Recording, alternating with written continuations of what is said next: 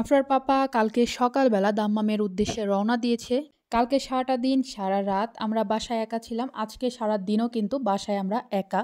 তো মা মেয়ে মিলে সারাদিন বাসায় একা কি করলাম, আফরার বোরিংনেস কাটানোর জন্য কোথায় নিয়ে গেলাম, সবকিছু জানতে হলে দেখতে হবে পুরো ভিডিওটা। সো হ্যালো এভরিওয়ান, আসসালামু আলাইকুম। কেমন আছেন আপনারা সবাই? আশা করছি সবাই অনেক বেশি ভালো আছেন। আলহামদুলিল্লাহ, আপনাদের সবার দোয়ায় আমরাও ভালো আছি। সৌদি আরবে আসার পর এই প্রথমবার আফরার পাপা দাম্মাম গেল। আর দাম্মাম যখন যায় তখন কিন্তু বাসায় ফিরতে পারে না 4-5 দিন, কারণ খামিজ মোসাইদ থেকে দাম্মাম যেতেই কিন্তু 2 দিন লাগে। তো উনি কাল সকালবেলা রওনা দিয়েছে, হয়তো এখনো পৌঁছায়নি, পৌঁছাতে পৌঁছাতে বিকেল হয়ে যাবে। আল্লাহ রহমতে আল্লাহ ভালো মতো ওনাকে পৌঁছাক। কালকে সারাদিন আফরা কান্নাকাটি করেছে পাপার জন্য, একা একা থাকতে যাচ্ছিল না। ও ওর পাপার সাথে যেতে চাচ্ছিল, কিন্তু অনেক দূরের রাস্তায়, এর জন্য আর যেতে দেয়নি, আর আমরাও যাইনি। সারা রাত ঘুমাইনি, কখন আব্বু আসবে। ওর আব্বু রাতে 12টার সময় বাসায় ফিরে।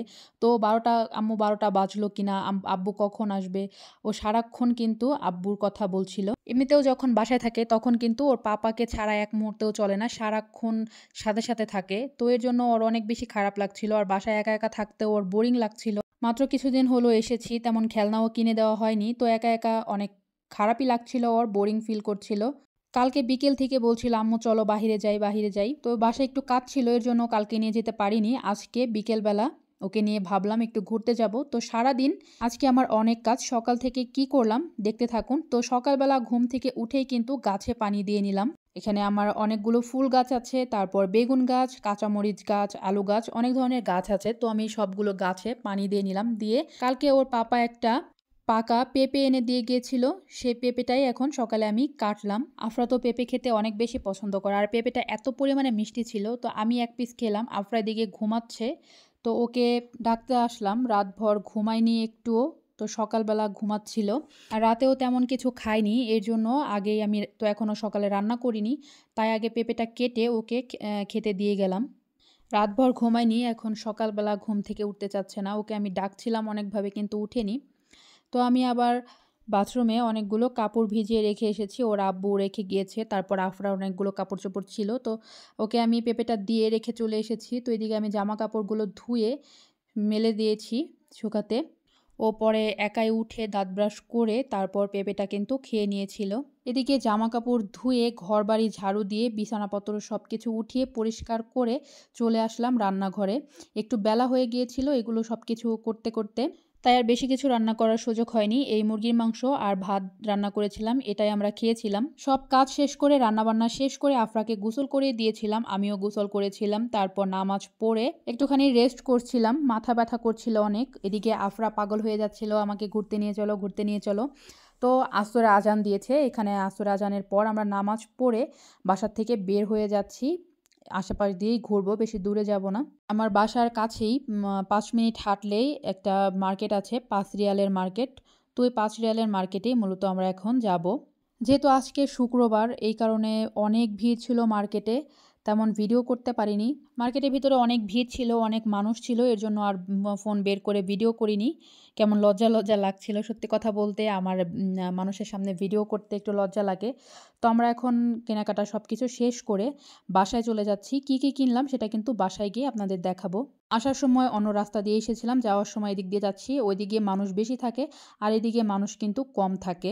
এদিকে একটু ভালো ভালো লাগে, এদিক দিয়ে আসতে একটু খোলামেলা রাস্তা, একটু মানুষজন কম থাকে। তো আমি ব্যাগপত্র নিয়ে যাচ্ছিলাম, আফরা এখানে আমাকে একটু ভিডিও করে দিল। তো আমরা বাসার কাছাকাছি প্রায় চলে এসেছি। আর 5 রিয়ালের মার্কেটে বা ওইদিকে গেলে হেঁটে যদি আসি তখন কিন্তু আফরা শুধু এই রাস্তা দিয়ে আসতে চায়। এই রাস্তা দিয়ে নাকি ওর খুবই ভালো লাগে। কারণটা একটু পরেই জানতে পারবেন যে এই রাস্তায় কেন ওর ভালো লাগে। তো দেখতেই পাচ্ছেন ওর কারণটা কি। ও এই রাস্তা দিয়ে গেলে অনেক ফুল টুল পায়।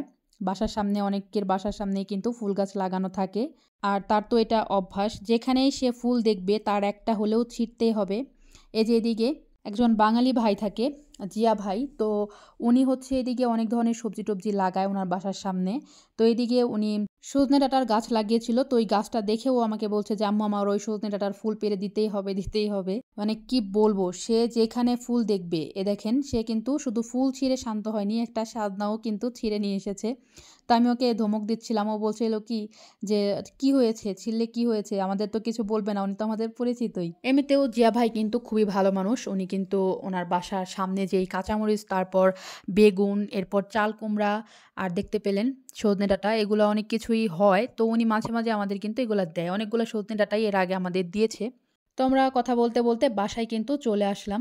আফরোজের পাপা বাসায় না থাকলে কোথাও যেতে একটু ভয়, ভয় লাগে। কারণ বাসার সামনে যদি গাড়ি থাকে তাহলে মনে করে যে হ্যাঁ, ওর বাসায় লোকজন আছে। আর যখন বাসায় গাড়ি না থাকে বাসার সামনে, তখন মনে করে যে না, হ্যাঁ, ওর দাম্মাম চলে গেছে। আর এদিকে যখন আমরা থাকি, আমরা কিন্তু নতুন না, এর আগেও থেকে গিয়েছি। সেহেতু সবাই সবার সাথে পরিচিত হয়ে গিয়েছে। সবাই কিন্তু জানে।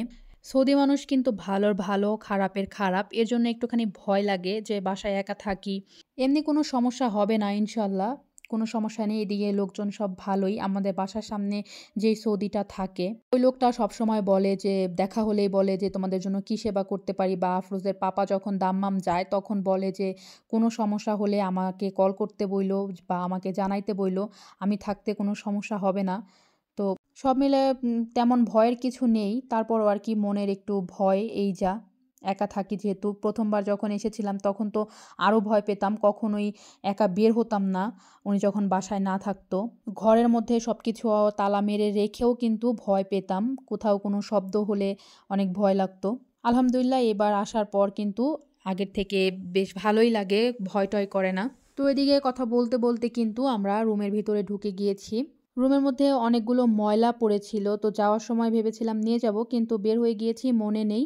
তো এর জন্য তাড়াহুড়া করে হচ্ছে এই ময়লাটা ফেলে দিয়ে আসতে যাচ্ছি, যেহেতু গেট খোলা রেখে এসেছি।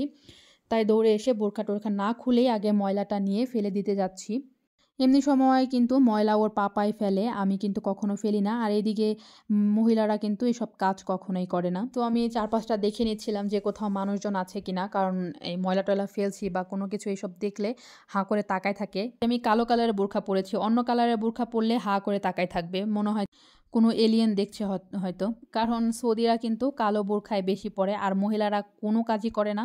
কোথাও যদি যায়, শপিং-টপিং করে, নিজের যেই ব্যাগটা ওইটা ছাড়া তারা কিন্তু কোনো ব্যাগও টানে না বা কোনো কিছুই করে না। বলতে গেলে একদম মহারানীর মতো থাকে। তো আমি ময়লাটা যখন ফেলেছিলাম, ভিতরে একটা কালো বিড়াল বসেছিল। আমি তো একদম ভয় পেয়ে গিয়েছি। যখন আমি ব্যাগটা ফেলেছি একদম লাফ দিয়ে বিড়ালটা বের হয়ে গিয়েছে। এদিকে আফরা আমাকে দেখে হাসতেছিল, বলতেছিল, আম্মু তোমাকে বিড়াল কি করেছে? তো যাই হোক, বাসায় চলে আসলাম, সব কাজ শেষ আজকের মতো। হাত মুখ ধুয়ে বসলাম। এদিকে আফরা পাগল হয়ে গিয়েছে, ব্যস্ত হয়ে গিয়েছে খেলনা-টেলনা বের করার জন্য। তো আমি এখানে আফরার জন্য একটা সুন্দর দেখে কিউট একটা খেলনা কিনেছি। আর নিয়েছিলাম একটা ব্যাংক। যদিও বাসায় একটা ব্যাংক আছে, তো ও চাচ্ছিল যে ওর নিজের একটা আলাদা ব্যাংক হোক। তো এজন্য ছোট একটা ব্যাংক কিনে নিয়েছে। তারপর আমি এখানে একটা বাটি নিয়েছিলাম সুন্দর। তো একটা প্যাড নিলাম, আর হচ্ছে এখানে একটা ছোট মেয়োনিজ নিয়েছিলাম। বড় মেয়োনিজ আগে ৫ রিয়াল ছিল, মানে ৬ রিয়ালই আর কি। এখন এই ছোটোটাই কিন্তু ৬ রিয়াল হয়ে গিয়েছে, জানি না কেন দাম বেড়ে গেছে হয়তো। তো আমি এখানে ৫ পিসের একটা নুডলস নিয়েছি, আর এখানে আফরা নিয়েছিল একটা কেক। এই কেকটা কিন্তু অনেক বেশি মজার। তো ব্যাস, এই তো আজকে আমাদের শপিং। তো এদিকে আমি আপনাদের এগুলো দেখাচ্ছি, আর আফরা এদিকে একা একাই টেনে টুনে সব ছিঁড়ে ফেলে দিয়েছে খেলনা বের করার জন্য। পাগল হয়ে গিয়েছে সে যে আমি খেলনা এনেছি, তাড়াতাড়ি আমাকে দাও, আমি এগুলো দিয়ে খেলবো। তো ওকে খেলনাটা ছিঁড়ে দিলাম, ও এটা দিয়ে খেলছিল বেশ আনন্দ করে। তারপরে খেলনা দিয়ে খেলা শেষ করে এবার চলে এসেছে সে তার ব্যাংকে টাকা ঢোকাবে আগেই। তো প্রথমেই ১০ রিয়াল কিন্তু ও বিসমিল্লাহ বলে ব্যাংকের মধ্যে জমা রেখে দিল, আর এদিকে আবার ৫ রিয়াল দিলাম আমি, তো এই ৫ রিয়ালও রাখলো। তো মোট ১৫ রিয়াল কিন্তু ও ব্যাংকের মধ্যে রাখলো, বাংলাদেশের প্রায় ৪৭০ বা ৮০ এরকম মতো আসবে। তো এই ছিল আজকে আমাদের সারাদিনের ভ্লগ। ভিডিওটা কেমন লাগলো কমেন্ট করে জানাতে ভুলবেন না। সবাই ভালো থাকবেন। আল্লাহ হাফেজ।